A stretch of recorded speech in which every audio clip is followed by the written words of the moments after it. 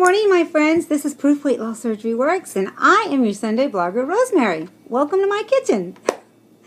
And good morning.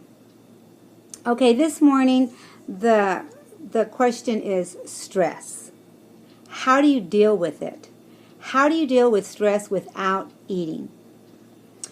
Well, I've got a few things that I do, and here lately, I have been, I know that all of you, or a lot of you that follow me, know that I was in a challenge and I wasn't eating after 8 o'clock. And it was something I had to deal with, right? And it was just, you know, some days I do really good and some days I did really bad. And then I realized, you know, that I had to just know that it was something that my body was going to thank me for. I didn't really realize it until Guns talked about it. Now, Guns is my brother-in-law. I call him Guns because he's got some guns on him. And I have found that I don't stop eating at 8 o'clock anymore. No. I moved it up the clock. 5:30 is my limit.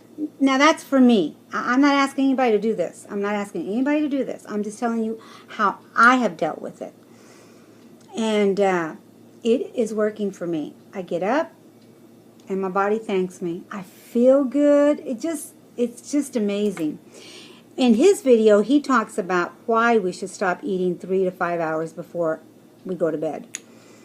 And it's basically to give our body time to digest all that food that we've eaten. And I'm sticking still to 3 meals a day. And I do my best not to snack on anything, but if I do, I don't make it a habit weekly. I don't make it a habit every day. So, but one of my stress reliefs here lately has been dancing. I turn on the music and I sweat it. I sweat it out. I sweat out my stress and my loneliness, because sometimes I get lonely here on the ranch. And or I'll call my sister. I use FaceTime for her on the iPad. I'm able to process a lot with her and get things off my chest. You know, I think that's a really good stress reliever. I wrote a few things down. Focus on what I can control and not so much on things I can't control. I'll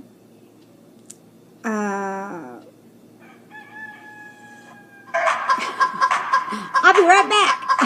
I'm back. So, some of the things that I've told you, I dance, I take walks. I love my walks. I love the fact that I'm able to, you know, pray on my walks, talk to the good old Lord, and meditate. And, you know, I think that the best thing for me is to walk and release everything that is worrying me or upsetting me at that moment.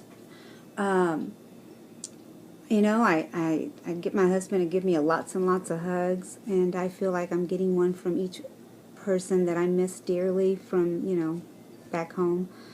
I know that sounds crazy, but it helps me. I think I've already told you that I talked to Connie on FaceTime on my iPad. We talk so many times a day. It's ridiculous. But I don't feel so lonely if I do that. You know, one of the things that I wanted to mention was that, you know, Guns, my brother-in-law, we were talking, and he says, you know, Rosemary, the reason that you want to eat at night is because you made it a habit. You know, it never dawned on me, but it's always at the same time that all of a sudden I think I have to have something, because all these years I've eaten at that particular hour or so, between 10:30, 11 o'clock. I want something. I don't care if it's just a little bit of peanut butter or even if it's just a boiled egg. My body wants it, right? Well, now I'm not giving it anything. Absolutely nothing. I drink my coffee. Oh, this is also a stress reliever for me. Coffee. I stay sane that way. But I drink lots of water. I do the ranch. My stepson found me the watermelon ranch. So he hasn't brought me any yet, but he told me he knows of a store that sells that. And so I needed to stop making it a habit, right? So same thing with stress. You know, what are you stressing about? Has it become a habit for us that we have to stress about every little thing? You know, my biggest stress sometimes is money. You know, I think a lot of us have that stress. And if I can't pay that bill today, I tend to want to stress about it. I'm like, what am I going to do? What am I going to do? What am I going to do? But there's nothing you can do. If you don't have it at this moment, then you need to stop, take a deep breath, and release. And just release. It's going to be okay. I have to tell myself it's going to be okay. I'm going to get through it. We are going to get through it, and things are going to get better. You know, and it usually does. There's nothing I can do about it at this moment. So why am I stressing out? And why am I wanting to go and raid the refrigerator? That ain't going to help. That's only going to make me gain weight, and I'm going to feel guilty afterwards because that's the way I am. I'll get upset with myself saying, why did you do that, right? Again, I'm not asking anyone to start, you know, this thing about not eating after 5:30. For me, it has helped me. I feel cleaner. My body thanks me for it in the morning by releasing all the crazy stuff. And what I do is, like, if I get tempted again around, you know, 10:30 or 11, I think in my head, I visualize my body doing its job.